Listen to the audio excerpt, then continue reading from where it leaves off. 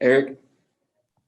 Hey Drew, how did you spend the week that you guys had off from practice, at least between the Mississippi State game and the Texas A&M game? What did you do with all your experience to kind of just stay, locked in or whatever?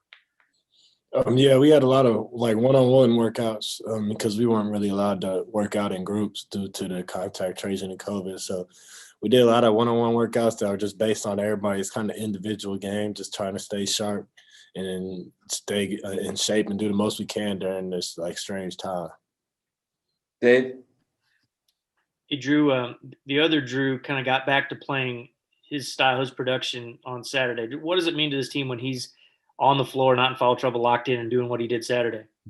Oh, it's big for us. Drew's the guy that makes the impact in the numerous ways on the court, and you could just feel his presence out there. So when he's firing on all cylinders, doing what he's usually doing, it's big for this team, and it makes us really hard to guard, and it makes us even better on the defensive end as well. Colin?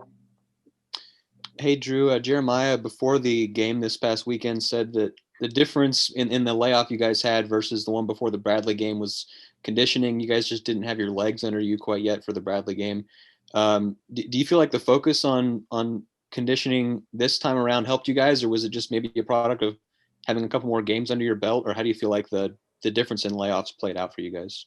Yeah, I think the focus on conditioning helped. I think also the first time, for the Bradley game, that was kind of our first time ever having like a layoff like this. We didn't really know what to expect, and we weren't really, thinking about us getting out of shape and stuff like that. So I think we were more focused this second time around, knowing that, we've already faced a layoff before. So going through that again, we kind of already knew what to expect and how to stay ready. Mike Reeves? You are muted, my good man. Sorry about that. We've heard a few players already talk about starting versus being off the bench. Just doesn't seem to really matter with this group. What kind of mentality goes into that it doesn't matter? Sometimes a starting role seems to come with a little bit more glitz. Why does it not matter with you guys so much? Because we all decided before the year to put our egos aside and put our individuals' goals aside for the betterment of the team and for team goals. We know that we have a very talented team. We have a lot of players on our bench that could start at here or any other place, basically. So we know that we're a very good team, but, that doesn't matter to the guys in this locker room. What matters is us going out there every night and playing the best we can as a team and getting a win and accomplishing our goals as a team. Ben Arnett?